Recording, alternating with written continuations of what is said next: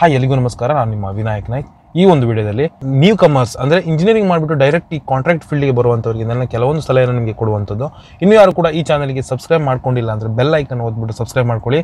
ಅದೇ ರೀತಿ ಯಾರಿಗಾದರೂ DSC with user ID password with KPP registrations ಬೇಕಾದಲ್ಲಿ ಇಲ್ಲಿರೋ ನಂಬರ್ಗೆ ಕಾಂಟ್ಯಾಕ್ಟ್ ಮಾಡಿ ಪಡ್ಕೊಳ್ಳುವಂಥದ್ದು. ಈಗ ಜೂನ್ ಜುಲೈಯಲ್ಲಿ ಎಲ್ಲರದು ಇಂಜಿನಿಯರಿಂಗ್ ಕಂಪ್ಲೀಟ್ ಆಗುತ್ತೆ. ಜೂನ್ ಜುಲೈ ಆಗಸ್ಟ್ ಸೆಪ್ಟೆಂಬರ್ ಈ ಟೈಮಲ್ಲಿ ಸ್ಟಾರ್ಟ್ ಆಗುತ್ತೆ ಕಾಲ್ಸ್ ಎಲ್ಲ. ತುಂಬ ಜನ ಕಾಲ್ ಮಾಡ್ತಾರೆ. ಏನಪ್ಪ ಅಂತ ಹೇಳಿದ್ರೆ, ಸೊ ನಾನು ಜಸ್ಟ್ ಇಂಜಿನಿಯರಿಂಗ್ ಇವಾಗ ಮುಗಿದಿದೆ, ಸೊ ನಾನು ಲೈಸೆನ್ಸ್ ಮಾಡ್ಬೇಕು ಅಂದ್ಕೊಂಡಿದ್ದೀನಿ, ಸೊ ಯಾವ ರೀತಿ ಲೈಸೆನ್ಸ್ ತೊಗೊಳ್ಳೋದು ಹೇಳಿ ಅಂತ ಹೇಳ್ತಾರೆ. ಫಸ್ಟ್ ನಾನು ಎಲ್ರಿಗೂ ಹೇಳೋದು ಒಂದೇ, ನೀವು ರಿಜಿಸ್ಟ್ರೇಷನ್ ಮಾಡ್ಕೊಳ್ಳೋದು, ಲೈಸೆನ್ಸ್ ತಗೊಳ್ಳೋದು, ಟೆಂಡರ್ ರಿಜಿಸ್ಟ್ರೇಷನ್ ಮಾಡ್ಕೊಳ್ಳೋದು ದೊಡ್ಡ ವಿಷಯನೇ ಅಲ್ಲ. ವಿಷಯ ಇರುವಂತದ್ದು ನೀವು how to manage the work. Tender ತಗೊಂಡ್ಮೇಲೆ ಯಾವ ರೀತಿ ಕೆಲಸ ಮಾಡ್ತೀರಾ ಅನ್ನೋದೇ ಮುಖ್ಯ ಆಗ್ತದೆ. ಕೆಲಸ ತಗೊಂಡು ನೀವು ಮಾಡ್ಸೋಕೆ ನಿಮಗೆ ಇಂಜಿನಿಯರಿಂಗ್ ಮಾಡಿರ್ರಿ, ಯಾವುದೇ ಅದಕ್ಕೆ ರಿಲೇಟೆಡ್ ಕ್ವಾಲಿಫಿಕೇಶನ್ ಮಾಡಿದ್ರು ಕೂಡ ನಿಮಗೆ ಟೆಕ್ನಿಕಲ್ ನಾಲೆಜ್ ಮತ್ತು ಸೈಟ್ ನಾಲೆಜ್ ಬೇಕಾಗಿರ್ತದೆ. ಅದನ್ನ ನಿಮಗೆ ಎಲ್ಲೂ ಸಿಗಲ್ಲ. ಅದನ್ನ ನೀವೇ ವರ್ಕ್ ಮಾಡಿ ಪಡ್ಕೊಳ್ಳುವಂಥದ್ದು. ಈ ನಾಲೆಜು ಇರಬೇಕಾಗತ್ತೆ ಮೇನ್ ಆಗಿ.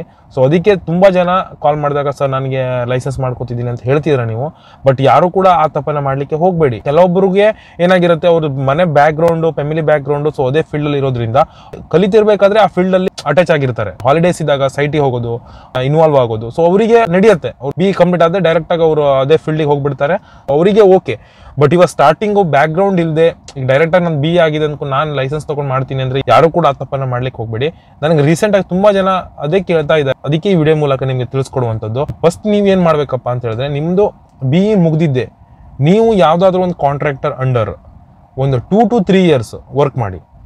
2 to 3 years ನಿಮಗೆ ಪೇಮೆಂಟ್ ಸ್ವಲ್ಪ ಡಿಲೇ ಇರುತ್ತೆ. ಅಂದ್ರೆ ನಾನು ಫ್ಯೂಚರ್ ಇದೇ ಫೀಲ್ಡ್ ಅಲ್ಲಿ ಇಂಟ್ರೆಸ್ಟ್ ಇದ್ರೆ ನಿಮಗೆ, ನೀವು 2 ರಿಂದ 3 ವರ್ಷ ಕಾಂಟ್ರಾಕ್ಟರ್ ಹತ್ರ ವರ್ಕ್ ಮಾಡಿ. ಮಿನಿಮಮ್ ಅಂತೂ ನಾನು ಹೇಳ್ತೀನಿ 2 to 3 years ನಿಮ್ಗೆ ಈ ಸೈಟ್ ನಾಲೆಜ್ ಬೇಕೇ ಆಗ್ತದೆ. ನೀವು ದೊಡ್ಡ ಕಂಪ್ನಿಗೆ ಹೋಗ್ಬೇಕಂತಿಲ್ಲ. 2 to 3 crore ಟರ್ನ್ ಓವರ್ ಇರುವಂತ ಯಾವುದೇ ಕಾಂಟ್ರಾಕ್ಟ್ ಅಂಡರ್ ಕೂಡ ಕೆಲಸ ಮಾಡಿ, ಕೆಲಸ ಕಲ್ತ್ಕೊಳ್ಳಿ. ಅದಾದ್ಮೇಲೆ ನೀವು ಲೈಸೆನ್ಸ್ಗೆ ಅಪ್ಲೈ ಮಾಡಿ. ಸೊ ಆವಾಗ ನಿಮಗೆ ಬೆನಿಫಿಷಿಯಲ್ ಆಗುತ್ತೆ. ಈ ಫೀಲ್ಡ್ ಬೇಕೋ ಬೇಡವೋ ಅವಾಗ ಗೊತ್ತಾಗುತ್ತೆ. ತುಂಬಾ ಜನ ಆ ಟೈಮಲ್ಲಿ ಡ್ರಾಪ್ ಔಟ್ ಆಗಿ IT ಗೆಲ್ಲ ಹೋಗಿದ್ದಾರೆ. ನಾನು ಈ ಫೀಲ್ಡ್ ಅಲ್ಲಿ 7 years ಇಂದ ನೋಡ್ತಾ ಇದ್ದೀನಿ. ತುಂಬಾ ಜನ ಡ್ರಾಪ್ ಔಟ್ ಆಗ್ಬಿಟ್ಟು IT ಕಡೆ ಹೋಗ್ಬಿಟ್ಟಿದ್ದಾರೆ. ನನ್ನ ಹತ್ರ ಕ್ಲೋಸ್ ಇದ್ದವರೇ ತುಂಬಾ ಜನ ಅದೇ ತರ ಮಾಡ್ಕೊಂಡಿದ್ದಾರೆ. ಸೊ ಅದಕ್ಕೆ ನಾನು ಹೇಳೋದು, ನಿಮ್ಗೆ ಇಂಟ್ರೆಸ್ಟ್ ನಿಮ್ಗೆ ಇದ್ರ ಮೇಲೆ ಇರೋದು ನಿಜವನ ಸುಳ್ಳ ಅಂತ ಇದು ಮಾಡಕ್ಕೆ, ನೀವು ಒಂದು ಕಾಂಟ್ರಾಕ್ಟರ್ ಅಂಡರ್ 2 ರಿಂದ 3 ವರ್ಷ ವರ್ಕ್ ಮಾಡಿ.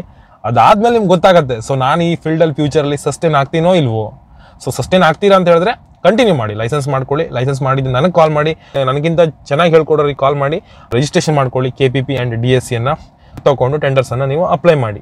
ಯಾರು ಕೂಡ BE ಮುಗ್ದಿದೆ ನಂದು, ನಾನು ಎಲಿಜಿಬಲ್ ಇದ್ದೀನಿ ಅಂತ ಯಾರು ಕೂಡ ತಗೊಳ್ಳಿಕ್ಕೆ ಹೋಗಬೇಡಿ ಲೈಸೆನ್ಸ್ ಅನ್ನ. ಈ ಲೈಸೆನ್ಸ್ ತಗೊಳ್ಳೋದೇನು ದೊಡ್ಡ ವಿಷಯನೇ ಅಲ್ಲ. ಲೈಸೆನ್ಸ್ ತಗೊಳ್ಳೋದು, ಆಮೇಲೆ ಟೆಂಡರ್ ತಗೊಳ್ಳೋದು ಏನೂ ಅಲ್ಲ, ಮ್ಯಾಟ್ರೇ ಅಲ್ಲ, ವಿಷಯನೇ ದೊಡ್ಡದಲ್ಲ. ಸೊ ತಕೊಂಡ್ಮೇಲೆ ನೀವು ಹೆಂಗ್ ಮ್ಯಾನೇಜ್ ಮಾಡ್ತೀರಾ, ಅದಕ್ಕೆ ಫೈನಾನ್ಸ್ ಬೇಕಾಗಿರೋ ಮಟೀರಿಯಲ್ಸ್ ಅಂಡ್ ಲೇಬರ್, ಸೊ ಇದನ್ನ ಮೇಂಟೈನ್ ಮಾಡುವಂಥದ್ದೇ ಇರುವಂಥದ್ದು. ಸೊ ಅದಕ್ಕೆ ನಾ ಹೇಳೋದು ಒಂದೇ, ಸೊ ಯಾರ್ಯಾರು ಈ ಫೀಲ್ಡ್ ಅಲ್ಲಿ ಫ್ಯೂಚರ್ ಇದೆ ಅಂದ್ಕೊಂಡು ಬರ್ತಿರೋ, ಸೊ ಅವ್ರಿಗೆ ನನ್ನ ಸಲಹೆ ಇಷ್ಟೇ ಇರೋದು, ನೀವು ಫಸ್ಟಿಗೆ ಒಂದು ಕಾಂಟ್ರಾಕ್ಟರ್ ಹತ್ರ ಯಾರ ಹತ್ರ ವರ್ಕ್ ಮಾಡಿ. ಒಂದು 2 to 3 years ಮಿನಿಮಮ್ ವರ್ಕ್ ಮಾಡಲೇಬೇಕಾಗತ್ತೆ.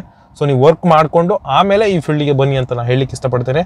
ಸೊ ಕರೆಂಟ್ ಸಿಚುವೇಶನ್ ವರ್ಸ್ಟ್ ಇದೆ. ತುಂಬಾ ಕಾಲ್ ಬಂದಿತ್ತು ನನಗೆ. ವಿಪ್ರೋದಲ್ಲಿ 3 years ಇಂದ ವರ್ಕ್ ಮಾಡ್ತಿದ್ದಾರೆ. ಅವರು ಅದನ್ನ ಡ್ರಾಪ್ ಔಟ್ ಮಾಡಿ ಲೈಸೆನ್ಸ್ ತಗೊಂಡು ಬರ್ತೆ ಅಂತ ಹೇಳಿದ್ರು. ಆಕ್ಚುಲಿ ಅವ್ರು ಕಾಲ್ ಮಾಡಿದ್ದು ಲೈಸೆನ್ಸ್ ಅಪ್ಲೈ ಮಾಡಿದ್ದಾರೆ ಅಂತ. ಸೊ ಅಪ್ಲೈ ಮಾಡಿ, ಸರ್ DSC ಬೇಕಂತ ನಾನು ಕಾಲ್ ಮಾಡಿದ್ರು. ನಾನು ಡೈರೆಕ್ಟ್ ಆಗಿ ಹೇಳ್ಬಿಟ್ಟೆ, ಸರ್ ಬೇಡ, ನೀವು ವಿಪ್ರೋದಲ್ಲಿ ಕಂಟಿನ್ಯೂ ಮಾಡಿ ಅಂತಾನೆ ಹೇಳ್ಬಿಟ್ಟೆ ಡೈರೆಕ್ಟ್ ಆಗಿ. ಯಾಕಂತ ಹೇಳಿದ್ರೆ ಅವ್ರಿಗೆ ಸಾಧ್ಯ ಇಲ್ಲ. ಈಗ ನೀವು IT ಫೀಲ್ಡ್ ಇಂದ ಈ ಫೀಲ್ಡ್ ಬಂದು ವರ್ಕ್ ಮಾಡೋದು ತುಂಬಾನೇ ಕಷ್ಟ ಆಗುತ್ತೆ. ತುಂಬಾ ಅಂದ್ರೆ ಹೇಳೋಕ್ ಸಾಧ್ಯ ಇಲ್ಲ. ತುಂಬಾ ಜನ ಸಸ್ಟೇನು ಆಗಿದ್ದಾರೆ, ಡಿಪೆಂಡ್ಸ್ ಆನ್ ಅವ್ರ ಇಂಟ್ರೆಸ್ಟ್. ಬಟ್ ನಾವು ನಮ್ಮ ಸಲಹೆಯನ್ನು ಕೊಡಬೇಕಾಗುತ್ತೆ. ಯಾಕಂದ್ರೆ ನಾವು ಎಲ್ಲ ಟೈಮಲ್ಲೂ ನಾವು ನಮ್ಗೆ ರಿಜಿಸ್ಟ್ರೇಷನ್ ಸಿಕ್ಕಿದ್ರೆ ಆಯ್ತು ಅಂತ ನಾವು ಮಾಡಬಾರ್ದು. ಸೊ ಅದಕ್ಕೆ ನಾವು ತುಂಬಾ ಜನರಿಗೆ ಹೊಸಬರಿಗೆಲ್ಲ ಅದೇ ಹೇಳೋದು, ಸರ್ ನೋಡಿ ಈ ತರ ಇದೆ ಫೀಲ್ಡ್, ಬೇಡ ನೀವು ಮಾಡಿ ಅಂದ್ರೆ ನನಗೆ ಮಾಡೋದೇನು ದೊಡ್ಡ ವಿಷಯನೇ ಅಲ್ಲ. ಒಂದು 2 ದಿನದಲ್ಲೆಲ್ಲ ಮಾಡಿ ಕೊಡ್ತೀನಿ, ನಮ್ದೊಂದು ಚಾರ್ಜ್ ಇರುತ್ತೆ. ಬಟ್ ಏನಾಗುತ್ತೆ, ನಿಮ್ಗೆ ಫ್ಯೂಚರ್ ಮುಖ್ಯ ಅಲ್ಲ. ಅದಕ್ಕೆ ನಾವು ಇರೋದನ್ನ ಹೇಳಬೇಕಾಗತ್ತೆ. ಆಮೇಲೆ ಇನ್ನೊಬ್ರು ಕೂಡ ಜಾಬ್ ಆಗಿದೆ, BE ಮುಗಿದು ಜಾಬ್ ಆಗಿದೆ, ಫ್ರೆಶರ್ ಅವರು, ಅವರಿಗೆ ಲೈಸೆನ್ಸ್ ಅಪ್ಲೈ ಮಾಡ್ತೀವಿ ಅಂತ ಹೇಳಿದ್ದಾರೆ. ನಾನು ಬೇಡ ಅಂತ ಹೇಳಿದೆ. ಡೈರೆಕ್ಟಾಗಿ ನೀವು ವರ್ಕ್ ಮಾಡಿ, ಒಂದು 2 to 3 years ವರ್ಕ್ ಮಾಡ್ಕೊಂಡು ಆಮೇಲೆ ಬನ್ನಿ ಈ ಫೀಲ್ಡಿಗೆ. ಅವ್ರಿಗೆ ಯಾರೋ ಕಾರ್ಪೊರೇಟರ್ ಹೇಳಿದ್ರಂತೆ, BE ಆಗಿದೆ ಅಲ್ಲ ಲೈಸೆನ್ಸ್ ಮಾಡ್ಕೊ ಅಂತ. ಅವ್ರಿಗೆ ನಾನು ಹೇಳೋದು, ಬೇಡ, ನೀವು ಜಸ್ಟ್ ಕಂಟಿನ್ಯೂ ಮಾಡಿ ಜಾಬಲ್ಲಿ ವರ್ಕ್ ಮಾಡಿ, ಒಂದು ಒಳ್ಳೆ ನಾಲೆಜ್ ತೊಗೊಳ್ಳಿ, ಫೈನಾನ್ಷಿಯಲಿ ಸ್ಟೇಬಲ್ ಆಗಿ. ಅವ್ರದ್ದು ಬ್ಯಾಕ್ಗ್ರೌಂಡ್ ಚೆನ್ನಾಗಿಲ್ಲ, ಅವ್ರು ಹೇಳಿದ್ರು, ಆ ವಿಷಯ ಎಲ್ಲ ಬೇಡ ಬಿಡಿ. ಬಟ್ ಅದಕ್ಕೆ ನಾನು ನಿಮ್ಗೆ ಹೇಳೋದೊಂದೇ, ನೀವು ಈ ಫೀಲ್ಡಲ್ಲಿ ನೀವು ಅಂದ್ಕೊಂಡಿರೋ ಥರ ಇಲ್ಲ. ಸೊ ಫಸ್ಟ್ ನೀವು ಜಾಬ್ ಮಾಡಿ ಫೈನಾನ್ಷಿಯಲಿ ಸ್ಟೇಬಲ್ ಆಗಿ.